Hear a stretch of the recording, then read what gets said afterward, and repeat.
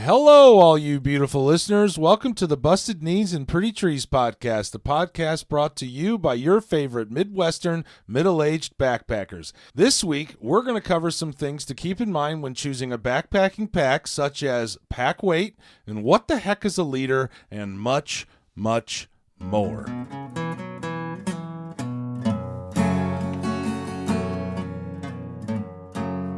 This is, in fact, the Busted Knees and Pretty Trees podcast. My name is Paddy Richardson, and I am here today with my homies in sweat-wicking underwear, my brothers in base, middle, and outer layers, Brad Greer and Travis White. Tell the listeners out there how the hell you're doing. Oh, man, I'm doing great. I am actually busting out my base, middle, and outer layers right now because northern Indiana is getting chilly. Yes, it is. The leaves are changing colors. I love it. Beautiful fall. I love this time of season as well. But I think we're gonna get like another week of decent, low 70s weather. But I guess to answer your question, Patrick, I'm doing very good. We had a nice little chance to see the northern lights here in northern Indiana. Yeah. And I went up and tried to get out of town, out of the lights here in Fort Wayne, and I got so damn lucky. Yeah. I saw something that just blew my mind, and I recommend it to anybody. Your if you can photos see it, go see it. Were like, I can't believe that was going on in northeastern It's insane. I couldn't believe it. That's crazy. And we didn't even, they make you, or they tell you to, put your phone on dark mode or something like that. We didn't even have to do that. No shit. The sky was just so bright with these vivid greens and pinks and all this. Yeah, it was absolutely mind-blowing. I find myself questioning how I should feel about all of it. I mean, I find on one hand, it's absolutely gorgeous, and I wish I would have seen it. On the other hand, it shouldn't be happening in Fort Wayne. Yeah. So, I'm very much like, ooh, like neat, but it's like when somebody in October is like, can you believe this weather? It's October. I'm like, yeah. But at least this is because of solar activity, not Earth-based activity causing it. Oh. I think people, does that not have any correlation, though? I think people sort of lost their faith because there was solar activity, within the last 6 months. And a lot of people hardly saw anything. Like the photos, even the dark mode photos were pretty terrible. But this was absolutely I've lived here stunning. 41 years, and I've never seen the northern lights. Yeah, where's this coming from? Yeah, that's what I'm saying. I mean, there is. I understand that I think it's solar. I think it's solar. But it is like solar. There's maybe some. It's solar. It's the magnetic. Maybe it's just my conspiratorial mind. It's the magnetic field around Earth that's refracting those lights from solar flares. The solar energy is interacting with our magnetic field. Now, the North and South Pole might be flipping. Yeah, that's that's another story. Yeah, that is another story. But that's also, not human caused. That's No? just like something that happens on Earth, I think. Well, neither is the Aurora Borealis. Yeah, it's not human caused. We here at the Busted Knees podcast like to start each week's episode with a little backcountry news. Sometimes great, but sometimes a bummer. News nonetheless. Brad, what do you have for us this week? I have 2 stories for you, plus I have a little bonus story Ooh. that is a good partner for the second story. Bonus. So the first news story contains a bunch of words that I never thought I would say in the same sentence. The Appalachian Trail suffered massive damage as Hurricane Helena moved through, uprooting trees, wiping out bridges, and washing away stone steps across rivers. They are still trying to determine the extent of the damage, so no one really knows how much of the trail is impassable. Oh. Yeah. That's sad. Even looking up the news stories, all the stories are at least a week old because they're still trying to figure out what damage was caused. Yeah. How high is the App Trail through that area? I think even the Asheville area that was hit pretty hard is at 2,000 feet elevation. Damn. Yeah.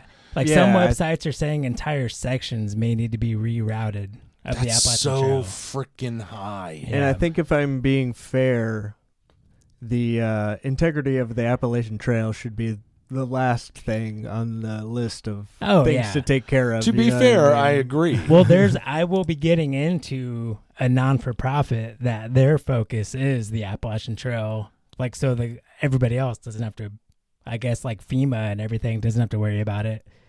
Like the Appalachian Trail Conservancy, kind of, that's their whole goal is to Ooh. maintain the Appalachian Trail. Okay, Trail. keep going. So I love it. we'll get into that a little bit later. But what's crazy is, like I was saying, it's wild that a hurricane ruined so much of the Appalachian Trail, because when I lived in Charleston, South Carolina, when a hurricane was coming through, that's where we would go to escape the hurricane. Like there was even one time me and Travis did 40 miles on the Appalachian Trail while a hurricane was hitting Charleston. Dang. And I was nervous as hell the whole time because my house was like in the path of the hurricane. I totally forgot about the hurricane. Yeah. Whoa. Yeah. Like remember, like we were staying at a bed and breakfast that was in and out of service. So I had no contact to people back home. Like what was going on? Was my house going to be okay? But I speak of that bed and breakfast. I came across a news article when I was researching this that the Mountain Harbor bed and breakfast, which is known by every hiker that is like a thru hiker because they have a crazy breakfast spread. It's amazing. Absolutely And incredible. they have a hostel that's a barn, like a separate barn on their property. They turned it into a hiker hostel. Whoa. And it's been a hiker hostel for like 20 years. The foundation of that barn got washed out, and now it's has to be demolished. Oh. And like me and Travis slept in that barn. Yeah, on the in the roof. Yeah. Or in the loft, I guess you Cool. would say. After sitting on my tailgate and drinking a 24-pack of beer. Whoa. Oh, yeah. Even cooler. That That we had to was- find after it was a dry county, so we had to travel pretty far for that beer. Understandably. That was the first day of my backpacking career. Yeah. Yeah? Yeah. That was when the I night. arrived there at that hostel. That was the night before the first trip. That Yeah. is cool. Yeah. But I'm also a little sad. It's a bummer, a dude. lot Oh, sad. yeah, That's that's trail rough. history. That's your history. Yeah. That's history. That barn had been there for over a century. oh, And man. to be honest, I think I remember more details about that hostel than I do about the Appalachian Trail. Yeah. It was Like it was beautiful where Yeah. it was, that Yeah. creek that ran through it. yeah. That goat that was always there looking at you, and that breakfast and the beautiful Yeah. house. It was amazing. Yeah, they had a goat on the property that one of the owners said the goat raised hell and would take stuff from her, and she could never get it back because he was crazy. I gotta ask, what's the word on the goat? I tried to find that, but they failed to mention anything about the goat in the article. Yeah, because we talked about this like off the show, and I'm extremely curious because I think it would be like the icing on the Yeah. cake for this story if the Yeah. owner like was given the goat back or something. You know what I mean? Like fucking goaty made it. Like he got you know? washed downstream and they He's salvaged him alive. and saved They him. just caught the. Yeah, I think that would just be wonderful. But I feel like everybody that stays at that B&B knows about the goat. Yeah. 'Cause it's like right there. At the Oh yeah, entrance. It absolutely. stared at us the whole time we were This drinking was- beers when I got there. This Yeah. this was also 8 years ago, so I don't know how long goats live. Oh, I don't know the life Yeah. expectancy of a goat. Oh, they I say feel old like they're goat. I Look think at that they're- old I think goat. they could be Yeah. older than Yeah. 8. I know like wild goats live quite a while. Yeah, there you go. Yeah. Well, anyways, we urge everyone to help in any way they can. Yes, we do. And that could be volunteering to help. If you live close to the Appalachian Trail, there's groups all along the trail that volunteer normally just to do regular maintenance on the trail. So obviously they're in overdrive right now trying to figure out what the damage is and what they need to do to fix it. Another way is still going on vacation and staying at these local bed and breakfast. I mean, I've had so many great experiences staying at Airbnbs where it's a farm and it's a retired couple running this farm and they just build a little shack like off on a piece of their property. There's so many places like that. So Yeah, what's that called? Trail ferries or something like that? yeah, Where just local community Yeah. members come out and they donate whatever they have or they donate their time. oh, and- Trail Angels. Trail Angels, Yeah. that's what it is. Okay. Yep, yep. Yeah, but this, I mean, so just get out there, get back to that area. It's mainly like North Carolina, Virginia, West Virginia, that little section. Well, I guess it's a pretty big section of the Appalachian Trail. So get out and volunteer and help. But another way to help, which is what I'm going to do, is donate money to the Appalachian Trail Conservancy's Resiliency Fund. Damn, have fun saying that. It's a mouthful. Yeah, that was good, It's a though. mouthful. You nailed it. Conservancy Resiliency Fund? Yeah, so Dang. I looked up the Appalachian Trail Conservancy, which they created the Resiliency Fund, but the website for the we call it the ATC for short. They are a non-for-profit organization that leads the effort to protect, maintain, and celebrate the Appalachian Trail. We are part of a unique cooperative management system working with a number of local, state, and federal partners to ensure great protection of the trail. Wow. And from everything I could see, like they're a legit, like their mission is to take care of the trail. Well, that is a darn... Whether it's like legislation, like they're everything to protect the Appalachian Trail from Georgia to Maine. Like that's their goal. I'll give it a nice applause. Yeah. I mean, Yeah. that's They're doing their good mission work. statement kicks ass. So they're kind of like the local organizations along the trail kind of take direction from them or advice, like help. They help fund these local organizations. So wow. it's a great organization. I think it's worth donating to. So are they the ones that come out and cut a huge chunk of the tree Oh, yeah. that just fell Yeah. on the trail? Nice. Yeah, because I'm pretty sure Those like are... I'm pretty sure their beautiful website You even see 'em has all the like time. like if you email them and say, hey, there's a tree down at this, like between these 2 mile markers, like the area, I think they're the ones that go out and fix it. Because Nice. there's never the trail. It seems like it's always clear. Yeah. Like Absolutely. Well, and think of like all the little, like I said, all the stone steps across rivers were washed Yeah, out. Like yeah. there's always a way across the stream for the most part, whether it's a bridge and a lot of that got washed away. Yep. Like at the Mountain Harbor B&B, they have a little 4-foot creek that runs across their property. The owner said that was up to 50 feet wide when the Wow. flooding happened, and that's what took the barn I out. can't imagine. Yeah. Me neither. Yeah, because the barn was right there on the creek, and the house was up a little Yeah. bit further on the hill. Yeah. Hmm. All right. Well, my second story is a little more fun than that. Oh, thank gosh, because that was a Yeah. bummer. I'm depressed. So the world's tallest active geyser erupted on October 7th in Yellowstone National Park. The geyser is named the Steamboat Geyser, and it's unique because it does not erupt on a fixed schedule. Oh, Have you guys ever heard of the Steamboat Geyser? No. I have. I'd never heard of it before. I've Yeah. heard of like a random geyser that erupts randomly, so I kind of looked into it more because I thought it was pretty interesting. So it has periods of dormancy, and it's totally unpredictable. So in the last it erupted 2 times in 2018, 48 times in 2019, and 48 times in 2020. The most common eruptions are smaller eruptions like 6 to 40 feet, and the large eruptions go to over 300 feet. So it's like Wow. a crazy eruption. Yeah. And those long eruptions can last for anywhere from 3 to 40 minutes. And like one crazy thing that I found is it'll go years without erupting. So prior to March 15th, 2018, it had been dormant for 3.5 years Whoa. and then just randomly erupted. So it's just like the whatever's going on underneath that is just kind of brewing and doing its Yeah. thing and having fun, and every now and again it's like Yeah. shit. Yeah, nobody's You know what I mean? and nobody's Whatever, dude. really been able to figure out like why did it go dormant for 3.5 years? Why is it erupting now? Why does it do small eruptions versus big eruptions? It's just kind of crazy. Is Do it they have- pos- Go ahead. Do they have somebody on guard? Like, I'm assuming all the time? either probably a GoPro out there? probably a camera, like a trail Yeah. cam or something. Oh, here she goes. But it is like a big thing. So if you're in Yellowstone and it erupts and has one of the big eruptions while you're there, like it's a pretty big deal. yeah, you got to get pretty lucky. Yeah. So keep an eye out for the. We were close. So I We were have close. a question. It's not. So there's no way to detect it. Like it literally just erupts, and people are like, "Oh shit, it's erupting!" Yeah. Or is it like, "Hey, we have like a 20-minute window here because there's some seismic activity." You know what I mean? From what I read, like it didn't seem like there was any sign that it was coming. Like maybe a few minutes beforehand. That's even.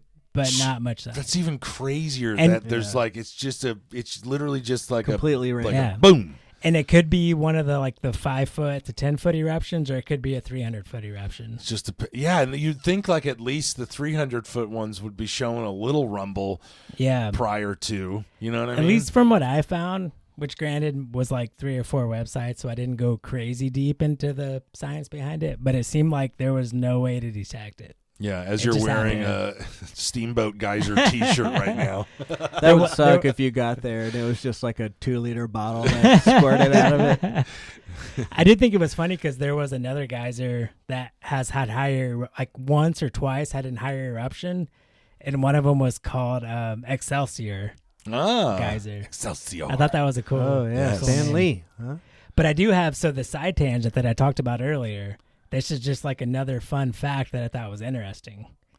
So, have you guys heard about the NASA Europa Clipper mission that was just launched like 2-3 days ago, like I have no idea. Mid-September. Tell us.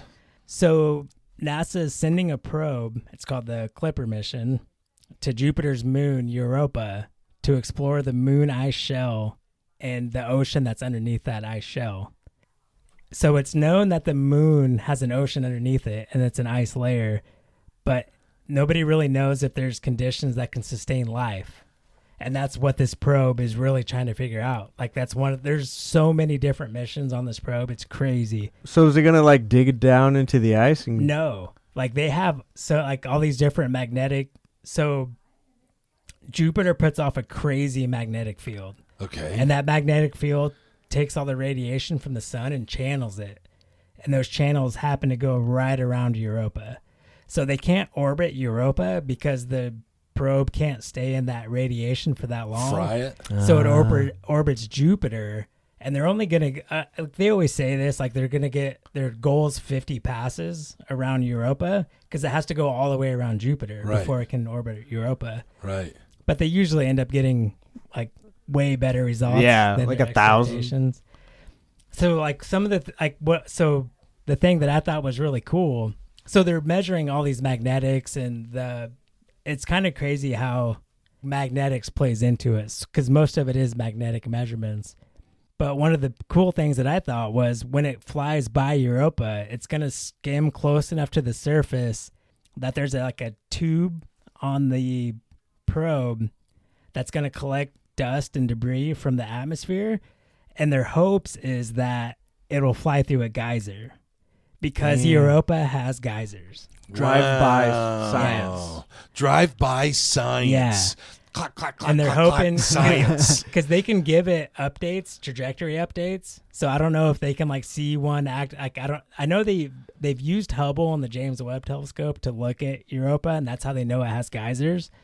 So I don't know if they can make last-minute trajectory changes so that it flies through a geyser, but their main mission is to fly through a geyser because if there's elements of life on the planet, like they'll find it in those geysers because that's coming from the ocean and shooting up into the atmosphere, and there's no atmosphere, so it just keeps going into space. Absolutely. So I thought that was I think my mind is so cool. damn blown right now that I'm having trouble collecting my thoughts. Like NASA always has these experiments where you're like, it's almost like a kid saying, well, what, like just fly through a geyser. Yeah. Like, yeah. Like Might as well. Yeah. Like when they land on Mars, it's like the Mars landing thing when they're like, oh, we're going to use this, we're going to go through the atmosphere and then have this hovering vehicle drop the rover down to the ground and then take off. Like, awesome what? Engineering. Like it's it is so fascinating. It's unbelievable. Thank you for those pretty scary and sad news updates. And intriguing because man is still exploring the final frontier. Yeah, which that is was space. all. Once again, my mind is still blown, and I'm having trouble putting my thoughts together. That was science. That was drive-by science. That's what I specialize in. You lost me. Crazy. It may not be correct, but you'll get that info. That's right. That's right. If you're interested in volunteering or sending some aid to the affected areas of the Appalachian Trail, what was that website one more time? Yeah, so if you go to the Appalachian Trail Conservancy's website, it's on their landing page. You'll see it everywhere. We'll also post a link in the show notes and on our social media accounts. So search for us, Busted Knees Pretty Trees. Most of our ads are Busted Pretty. Our Gmail's bustedpretty@gmail.com. Nice. So just hit us up. We'll get you there. If you guys have been following us and listening to our first few episodes, you know that our goal is to help someone who may be thinking about getting into backpacking or even just hiking. Someone who is interested but may not know what steps to take to participate in our wonderful, wonderful hobby. Today, though, marks the first of many podcasts pertaining to mine and most every backpacker's favorite parts of backpacking, and that is gear. For those of you unfamiliar with backpacking terms, the absolute first items to purchase is going to be your core 3. The core 3 pertains to your backpack, your sleeping bag, and your tent.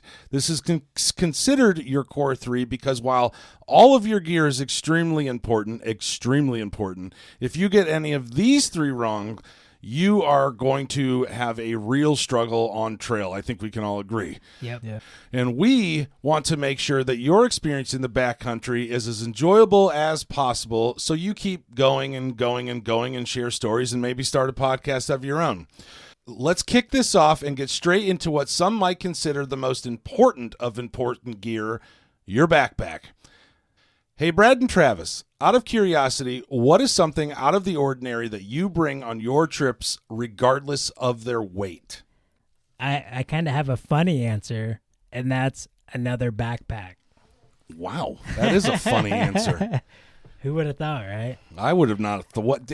Explain your reasoning. So the first pack that I bought back in 2015 was a Gregory Baltero 65. And that backpack comes with, it doubles as a bladder holder, bladder storage, I guess you would say. Yeah.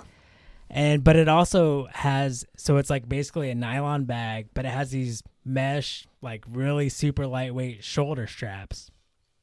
And when you're going to get water or you have to move away from camp to eat food or whatever little side trip you're doing, it was really nice. It's really nice having this little backpack that you can just like throw bottles and like it wasn't very big. Like you can maybe fit 3 1-liter bottles and like your filter and maybe like a couple snacks in it and just take it with you. So this came like attached to your bag? Yeah, it was like when you weren't using it as a backpack, it like there was a little sleeve in the back of the pack. Like every bladder. That this slid down into, and it held your water bladder. Wow, that's cool. But it just had these little tiny shoulder straps. That's neat. Yeah.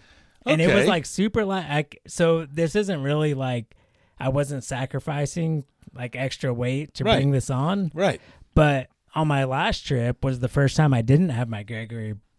So I didn't have that little backpack, and I realized how much I missed it. Yeah, you rocked that Osprey, though. Yeah. Come on. I tell you, having, like, when you put your packs down and having something light that you can, strap on you to carry extra stuff when you go adventuring after you hit camp, you need to have something like that. Yeah. I had on the Michigan trip, the Teton trip too, I had that little fanny pack that I bought, and I love having that thing. Yeah. You can just it's nice. kind of stuff in it, and you don't. Hey, and those you can who go diss off the fanny pack have no idea. Oh, an extra pocket? Yeah, please. I got to say, I commend your spirits while at camp. You guys are the most energetic, the 2 most energetic people while at camp I've ever met in my life. We love setting up an awesome camp. Yeah, I get excited go about to our the campsite degree, dude. Yeah. Where I'm just like I have my system. I get to where I'm gonna put my tent up. It's boom, boom, boom, boom, and sleep, or on my phone, or listening to a book or something like that. Patrick, you had your tent set up before I even decided what the Yeah. best view Every night. out of my tent Every would night. be. Dude, my work is done. Get me the fuck into my tent and warm and cozy. Like I think me and Travis would always, where are we going to set our tents up? We would mark those positions, and then like where's our clothesline gonna be? Yeah. Because we would always like take our shirt off or like hang anything that's wet on a clothesline. Yeah. And hope it didn't rain that night. Yeah, I mean, it's all it's very certainly practical, but wonderful. also we Yeah. want to make sure it looks cool. Oh yeah, we gotta look legit. Yeah, I get it. Like, it's super wonderful. It's just those are the things I would do, like, inside my Yeah. tent. I would just hang my sock, like, as I'm laying, Yeah. wherever my arm reaches. You know what I mean? I just want to get it. Dude, Travis, what's your thing that you bring on trips with you that you don't necessarily carry the weight of? Well, I like to draw and paint and all that stuff, so I'll bring a big heavy book with some a sketchbook with some various drawing utensils. Awesome. But the thing is I rarely ever use them when Yeah. I'm out there because you're just so have you ever? concentrated. I don't know that I've ever on- seen it. Yeah. No, I not didn't with see that. it. I haven't.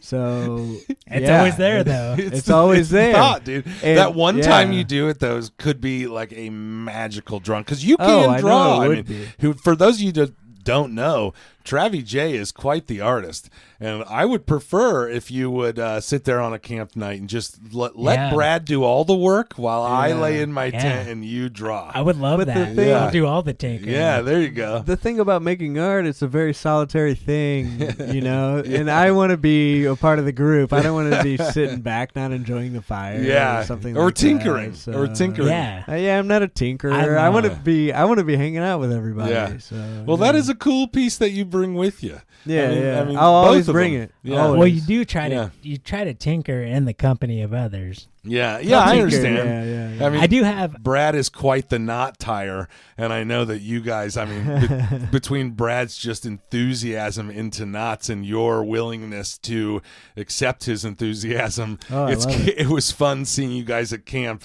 Like, dude, I just did this knot. What do you think about this knot It's for always this thing? it's always handy to know how to tie Hey, it out. It I is. appreciate a good No- knot. If you're No somebody slander that here. can tie knots well, like, Me and off the Travis- cuff, like I Yeah, respect dude. you. Yeah. For a year straight, I was getting photos in my phone yeah. from him of look at this Because knot. me and Travis built a knot tying station to practice oh, knots Lord on. have Yeah. mercy. That is cool, Yeah, dude. and I thought it's like the perfect coffee table thing to have as a tiny little knot tying Yeah. station because everybody would love to know how to tie knots. Yeah, you Do can watch they? a But baseball nobody game knows and how tie to. some I've I've knots. honestly never Like if thought you sat about down on wanting a to tie couch knot. and there was a little bar with a little wooden back and a string attached to it, Yeah, I might fuck with it. and I'm talking like a half inch, like it's a big, not big. cable. yeah. But the cord, it's not like a shoestring; it's like a big. Oh, string. Yeah, I might fuck with Like, it. you I mean, gotta, for fun. I like mean, see you what gotta- you can do. It's either that or like I'm fidgeting on my phone or something like Yeah. that. Yeah, sitting let's on the not talk couch. about our business idea, Brad. Not Oh, on the yeah. podcast. Sorry. All right. Well, I ask you this because I believe the first component of choosing a backpack is going to be the pack weight. Brad, can you discuss a little bit more about what pack weight is and maybe why it's something that you need to consider when you're choosing a pack? Yeah, so first off, there's like kind of two things that are considered when talking pack weight. There's your base weight and there's your trail weight. So base weight is everything that is not a consumable. So whether you're going on a 1-night trip or a 5-night trip, like that weight's not going to change. It's That's your sleeping yeah, bag, your core 3. your water stuff, like Right. your clothes, which your clothes may change a little bit, whether it's cold or warm, but like it's stuff that you're not going to eat, drink, consume while you're out there. Yeah, and I got to tell you, that is like sometimes the heaviest, or it always is. I don't Yeah. know, dude. My base weight is pretty low. Like, What was your base weight on your last trip? I think my base weight was like 21 pounds or something oh, like that. damn. 21 pounds was my base weight, but then after adding my That's food crazy. in the bear canister, it was at like 33 pounds. So like before we left and I was trying on my pack and I was walking around with it, walking the dogs and stuff, it was like, ooh, this is so like light. I got this thing nailed in. Yeah. And then I added the Very consumables deceptive. and it was back up to where Yeah. what I was like, oh shit, here we go. You know? We must What- note you are a big man. I am a big man, but I Well, big as in tall. Yeah, Not like, yeah, tall. Well, I'm getting older. I'm gaining my He's a my thick dad. boy. My dad. I'm a thick boy. Thick boy. Right? That's right. But I think that like what I know that you're going to bring up. I hope that one of you guys brings up is that you end up packing far more food. Yeah, like than what you're going to eat. So I'm like leading up to a trip, I'm measuring ounces. Like I'm taking stuff out of my first aid kit and like, do I really need 3 triple antibiotic packets? Like how much does one weigh? And I'm like, I know what everything is, but when I'm like at the destination, say I'm camping or I'm in a hotel the night before starting a trip, I feel like I just throw all kinds of shit in my pack and I have no idea how much it weighs, what it is. Like, oh, these chips are like, I'll eat those chips Last tonight. minute Like things. it's all good. Yeah. Yeah. And I never end up knowing. So like your trail weight is what you actually start the trail with. Yeah. Yeah. Right. And I never know what my actual trail weight is. And hypothetically, that trail weight should keep going down over time because Yeah. you're eating food, you're drinking your coffee or your tea or whatever. So that trail weight by the ounces is going down Yeah. every day. It may not necessarily feel that way. Yeah. Yeah. So but it's though, like going that down a being little said, bit, like little by little. it's recommended that you bring 2 pounds of food per day that you're hiking. Yep. That's your breakfast, your snacks, your lunch, and your dinner. Yep. And I just feel like that's what I'm saying is that I feel like I pack that way, but then in reality, and maybe this is bad of me, but in reality, I'm generally like eating my snacks all day. And then I never really eat my lunch. I never really eat that like special thing I bring. Yeah. And then I go from breakfast, like a hearty breakfast, snacks all day to my dinner. And then everything else that I bring is just like, it just stays in my bear canister and adds that weight. So I think the next time we go out or I go out, I just have to really like remember that I'm not gonna. I think because it's a nervous factor. It's like, well, if I don't bring enough food, then I'm fucked. I don't want to be starving. But you're not going to be. You know what I mean? I'm the same way. Like I think Travis is the same. Like we never really have like a lunch. It's always just like trail mix. We just stop for a little bit. We almost it's just like a break. Yeah. And then like, we just eat the thing at the top of our, food pile, which is usually trail mix or some beef jerky or something. And then, yep, that's what I'm saying. Usually Travis picks up like a random gas station, like local beef jerky. That's Lingerich. Really good. Lingerich makes some awesome hillbilly beef jerky. Yeah, it's nice. amazing. Okay. Shout out. All right, guys. As much as I'd like to keep talking about beef jerky, let's get on to some more about backpacks. What do you say? Let's do it. All right. In my experience, and I bet it's going to be your experience, the first thing that became very apparent in my decision-making process was going to be the pack sizes. And not just the pack sizes, but the fact that pack sizes are determined by liters. And that confused me. Do you guys know why packs are sold in liters? Yeah, I have a good experiment I can run with Travis as to why backpacks are in liters. Okay. Right. So think of your backpack you have right now, Travis. Yeah. How many gold bars can you fit in your backpack? Tons of them, I would think. 30, 40?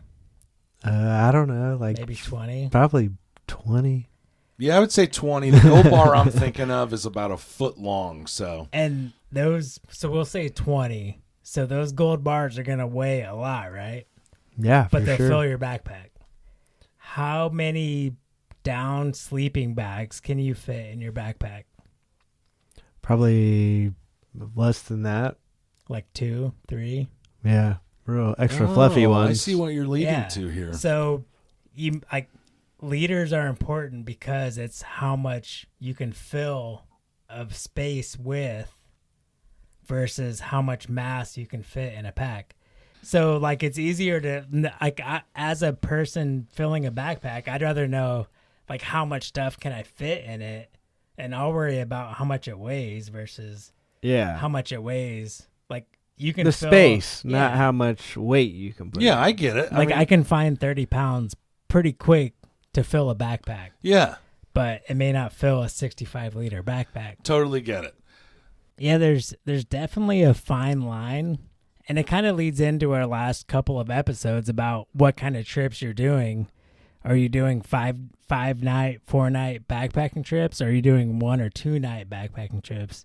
Yeah. Because if you're doing 3, 4, 5 nights, you may want a 50 to 65 liter backpack. But the problem is, the bigger your pack is, you're going to put more stuff in it, and it's going to be heavier. Yeah. I'm sure we've all experienced that. You're gonna fill the space. Yeah, you're gonna. Sure. That's the rule of thumb when buying a pack, Yeah. right? Is that although it seems nice to spend that extra $40 for another 20 liters, you ultimately end up trying to fill that space when Yeah. you don't have to. So So you have to find, like, for reference, I have a 65 liter. I think both of the packs I've had, the Baltoro, I have a Osprey Atmos 65 liter. yep. So I've always had 65 liters, which is, I think, on the larger side, right?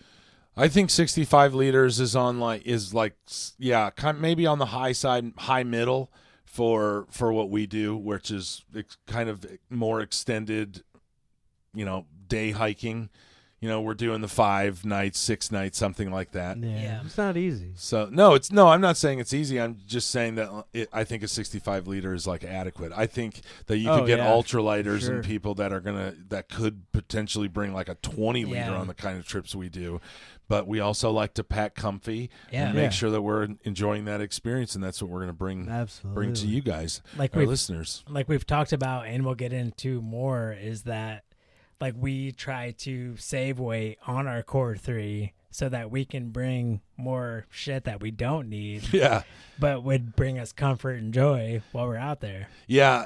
I think we've all agreed that we're right in the middle of that ultralighter / who gives a shit. So Yeah. I think, like, the rule of thumb is 20 pounds or less, you're considered, this is of the core weight. Yeah. So just like your non-consumables, 20 pounds or less is considered ultralight. 20 to 30 pounds is considered like a normal, like us. That's right. Like, That's right. that's what I aim for, is between 20 and 30 pounds. Like, if you can be disciplined to Yeah. not fill that extra space, because it is nice, just like, because I've never, maybe once or twice, have been like struggling to fit everything in my pack. So it's kind of nice having extra space, as long as you can be disciplined to not fill that space. Right. I think that's the important thing, because it's easy just to Yeah. throw shit in Oh, there. absolutely. You kind of want to fill the space. Yeah, you you want do. your You pack to feel look like you tight. should. Yeah, you want it to look tight, but Yeah. then you have that space, and it's like maybe I'm going to bring a few extra crayons. Yeah. You know what I mean? I could Yeah. fit something in there. Yeah, something crazy. And, like, Absolutely. Going back to what we first talked about, like, it just adds that weight. Yeah, Weight. that eats at you. I'm going to be honest with you. When I picked my North Face pack long time ago, I got the 65 because it was the biggest number they had. Yeah, Yeah, and I could afford it. So Yeah. all right. yeah. I had no idea what it understand. meant. I understand. No idea what it meant. I think that for anybody that's getting out there, any of our listeners that are getting out there that are going to do anywhere from a 3 to an extended stay, I think that a 65 liter is the way to go. Yeah. Yeah, I think like either you're not like going to go wrong. like 50, 55, like 50 at the lowest. At the lowest. like 55 to 65. 50 liters, you are really, you're not Yeah. going to find a sleeping bag that's going to roll up small enough to, that would be, especially with the bear canister and stuff. The numbers Yeah. mean something. Yeah. You know, Yeah. don't be like me. Yeah. I Do think a it little also, research. I think it also matters how you pack your pack. So that's something else that I think if you're just extremely great with what you're packing, like you've done it a million times, you've taken the same things, then you can pack your stuff into something, just Yeah. small. Yeah. You have a nice routine. You figured it out.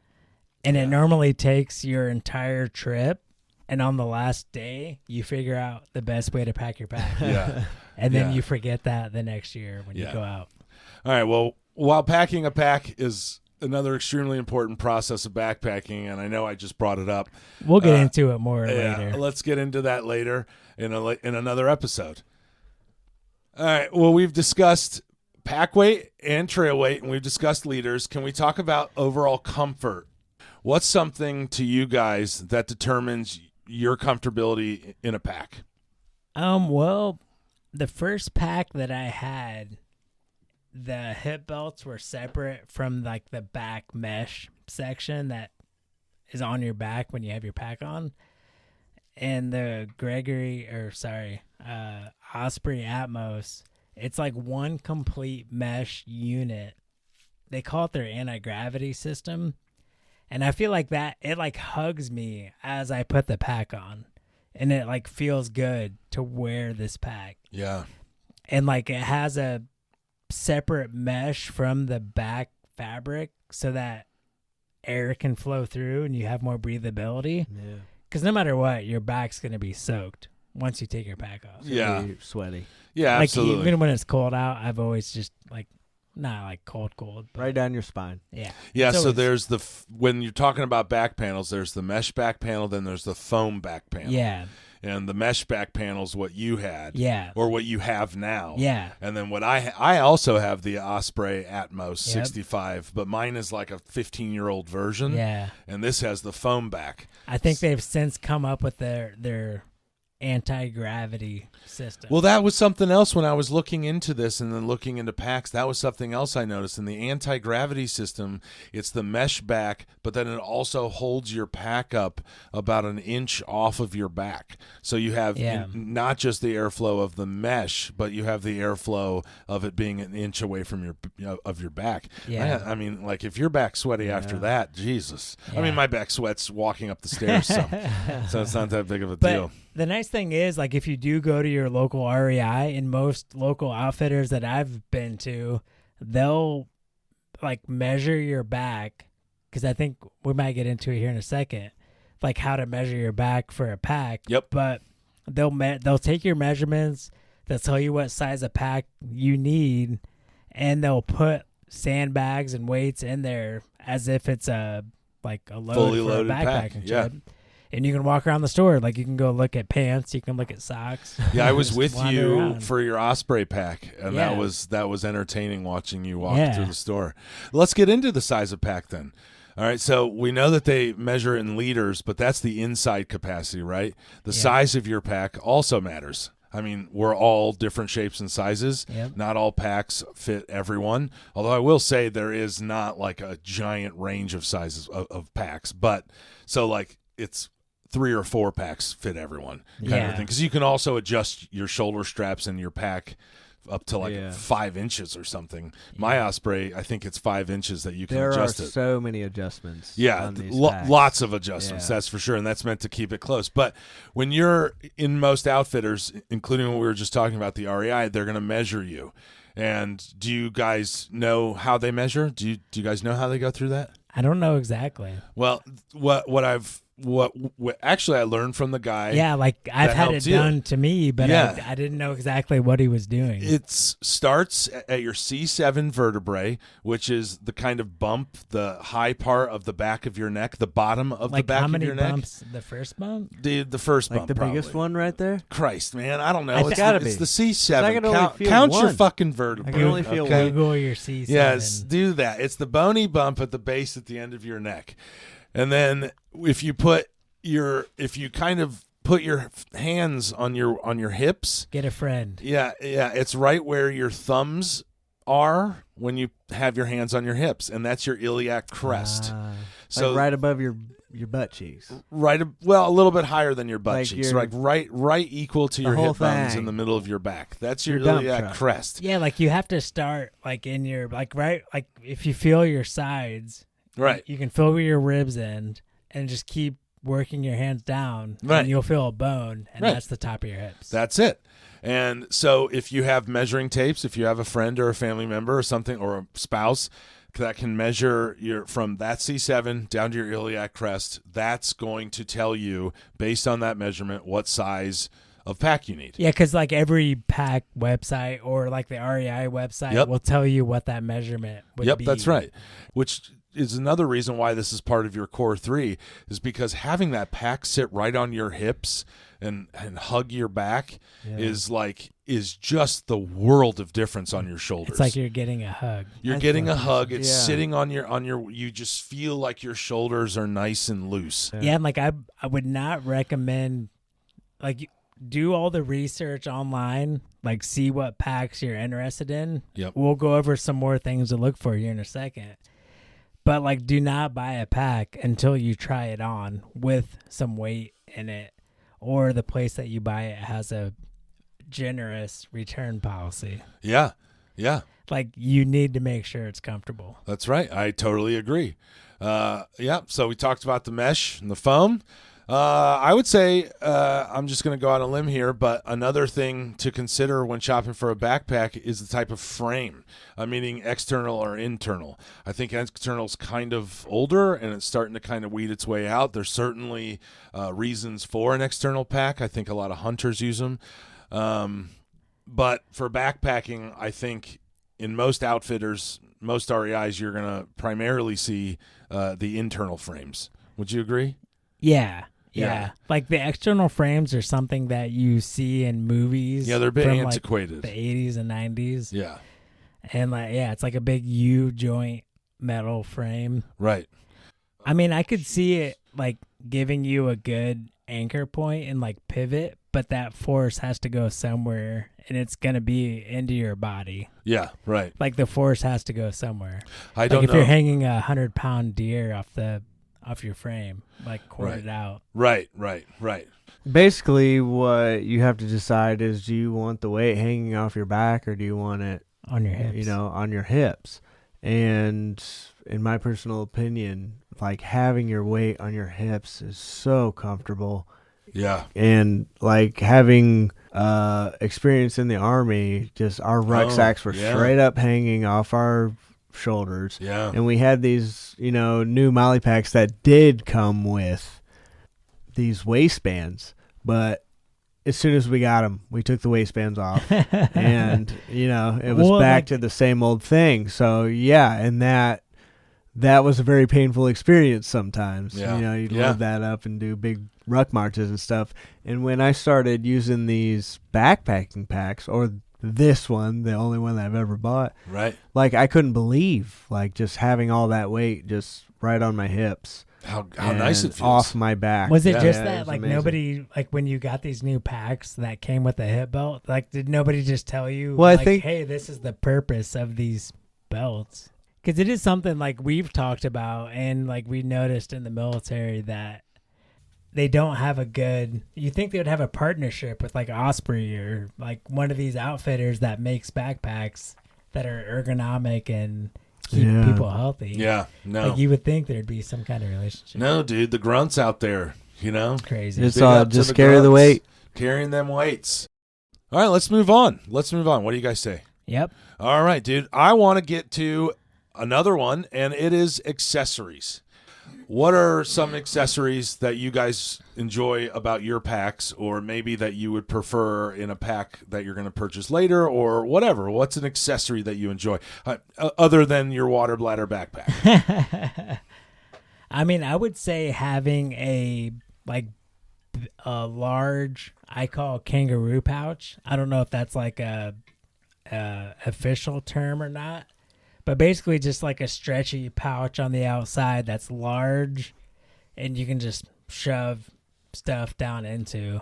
So if your tent's wet, if your rain gear's wet, like you can shove all that down into your kangaroo pouch and it's not going to get everything else wet. Yeah. Like I love having like a big pouch on the outside just to shove shit down into. Yeah, I used mine on this trip like more than I have. Generally, I try to make my outside of my pack look extremely sleek and buckled in. Gotta look cool. So yeah, so I keep my camp shoes or my sandals in there. But this time, because it got wet, that raining on that first night that we were out there, it was nice to be able to put in the kangaroo pouch. Yeah. And that is like, I do put like my camp shoes, like when it's not raining. Right. I do like stuff that you want to get to easily. Right. Like it's nice having that. What about you, Travis J? Well, I think find something where you can secure your hiking water bottle, like where it's easily accessible and like it's not a pain in the ass to put away or whatever. Like find a way to whatever it takes. Because you and I bought those. Well, I think all three of us did. Like some water bottle holders that we could attach to your shoulder strap. Yeah, our shoulder straps. Yeah. And I think they were successful to varying degrees. I enjoyed mine. I mean, I think it fit.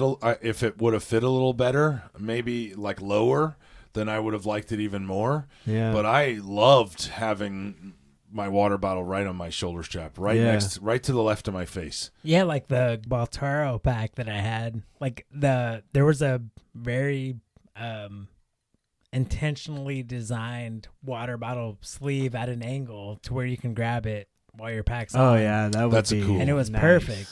And then I switched to my Osprey pack, and it was not very easy to grab and like put. I think grabbing it's easy, but putting it back is the hardest part. Oh, the Osprey pack does have the side. Yeah, but it's not easy to put a bottle back into that. No, it's not. Plus, I always tend on this trip my last trip, I had my camp chair in one of my pockets, and then I think I had my tent poles in the other pockets. So there wasn't like a way to just shove. It had to go upright if I had my water bottles, which I ended up just carrying my empty bottle in that or my secondary bottle. You don't want to make it hard to get to water when you're like, thirsty on the trail. Dehydration is a big deal, so you want to make sure water's easy to get to. Yeah, you definitely don't want to have to stop, especially if you're in a group, to stop so you can get your bottle of water. You know what I mean? So I know we've kind of like dealt with our water situations. I know we've all used bladders and stuff, but does a bladder, does that intrigue you anymore? Man, are you guys getting past the bladders like I am? I keep going back and forth on it. Like I love the idea of a bladder, but getting it in and out of your pack is challenging. I found one that was made to sit on the top of everything in your pack, but it's just still like, I don't know what it is about it. Like, I just don't like having a bladder that I'm drinking out of. Yeah, I feel like it's like there's too much effort that's put into water. A bladder. Plus, I mean, talk about weight, right? I mean, for every liter, it's 2 pounds or something like that, right? Yeah. So that, I mean, you're I mean, 2 pounds, 4 pounds.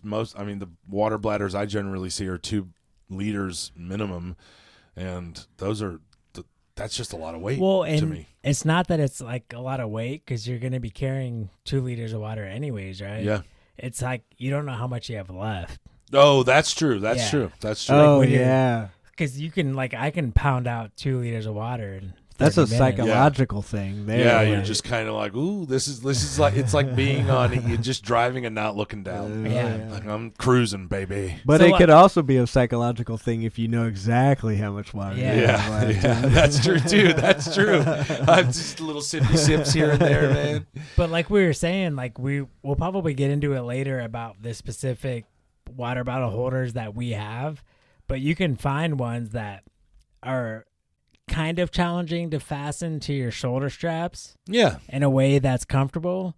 But like I had mine figured out. It was still kind of a pain in the ass because it looped around my shoulder strap that tensioned the shoulder strap. That's what I'm saying. Yeah. But it was very nice to have. Yeah. Like I think we all came off the trail like, oh, this was nice. This was a nice addition. I totally agree. This is the way to have water. I totally agree. We mentioned earlier the fanny packs. Like, yeah, if you don't have like these extra packs that pop off your, Osprey or whatever, like just bring a little fanny pack. You can hold a bunch of stuff in, and you can easily, strap it around the top of your pack when you're backpacking. You don't have to wear it around your waist when you're carrying everything. So it's like perfect. Yeah, man, an ultralighter would be shitting their pants right now. Oh, for sure. To you talk like, bring another pack. Yeah. Well, wrap it around your waist. It's really tiny. It's a fanny pack.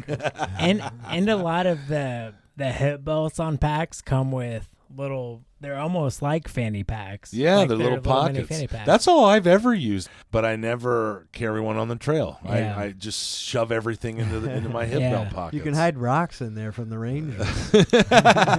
And I do think it's useful when like one of those hip pack is waterproof. Yeah. So you can put your phone, your battery, Yeah, like whatever yeah. electronics in that waterproof Yeah. pouch.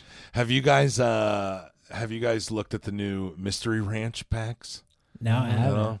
So the I don't know if it's the new versions or how long they've been doing it. Maybe this is like their patented version, but the Mystery Ranch pack actually has a zipper that goes from the top of the pack all the way to the bottom. Oh, you mean so you can like So it's clamshell it open Yes, you can all the way? Exactly. Yeah. You can clamshell it open and be able to get to the bottom of your pack without having to take everything out. Oh man, wouldn't that be amazing? Dude, I thought that was like that could be a selling point for me to switch from my Absolutely. 15-year-old Osprey Oh, damn. and go get a Mystery Ranch. Absolutely, I think that is the dude. neatest thing. Do you guys give a shit if your packs are waterproofed or not? I do not, because I do the trope of putting a like 50-gallon contractor bag and Yeah. lining my Just bag wrap with it in a that. trash bag. Why do you say trope? Is there a negative thing? I mean, I guess They're maybe pretty because I used I to think always it's common. think like that seems a bit overkill. Like, why would you're really gonna line your pack with a trash bag?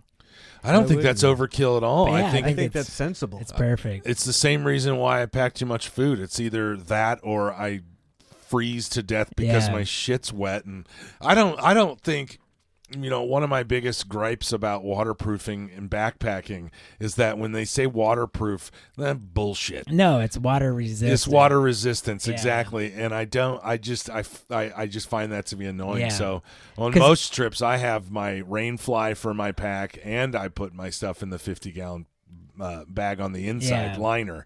So It's I just think that's like totally appropriate. it's a foolproof way. Like nothing's gonna get through that. And I got to tell you, it is nice when you're backpacking through the rain to just know without a shadow of a doubt that at the end of all this, you're going to have a dry bag to get into I have dry and not worry sweatpa- about I it. have dry sweatpants waiting for Oh, me. it's I or know they're socks. dry. You know what I Yeah. mean? Like, what a good thing. But Yeah. also, you have to remember that you have to dig through everything.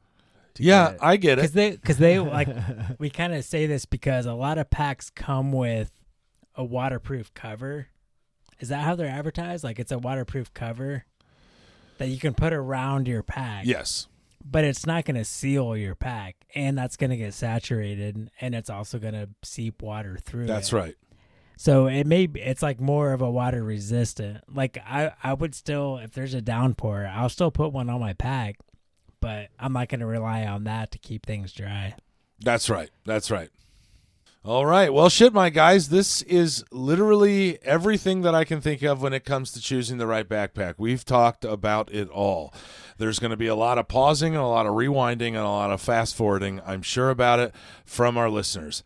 We know that getting into backpacking can be a very daunting process with lots and lots to consider, as evidenced by this last episode, which is exactly why we wanted to start this podcast. If you have any questions, please email us at bustedpretty@gmail.com or get to us in any of our socials or on any of our socials. I'm not a social guy. On any of our socials.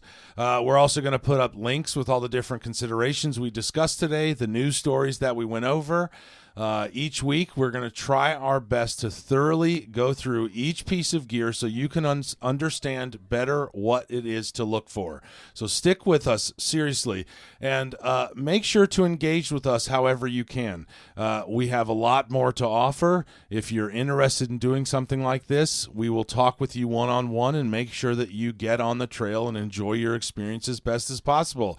Guys, do you have any parting words of wisdom you would like to dispel upon our listeners? Yeah, I think like we're nerds about this stuff. We love talking gear. We love talking planning, everything Ain't about that these for trips. real? So like if you email us at bustedpretty@gmail.com, we'll definitely reply. Oh, Absolutely. I We'll can't help you out. wait for your emails. I Yep. hope. Travis? I would just like to thank Brandon, our sound engineer, who came over here tonight to help us out and hook our system up here so we sound a little bit better for y'all. Yeah. And I would also like to thank Kirsten for sending us some cool stickers. Awesome. And she sent me a cowboy hat hanger, which how cool! I was bitching about there in so cool. Bozeman, because everywhere we walked in, I was wearing my cowboy hat. And there was nowhere to hang it. So thank you, Kirsten. That's awesome. Kirsten is a one and only, best. dude. My sticker's right in front of me. Okay, well, I think that wraps up yet another episode and an awesome week of the Busted Knees and Pretty Trees podcast. Everybody out there, all of our listeners, have a great week, smile a bunch, and as always, keep on sauntering, you beautiful, beautiful, beautiful people. Bye. See you. Bye.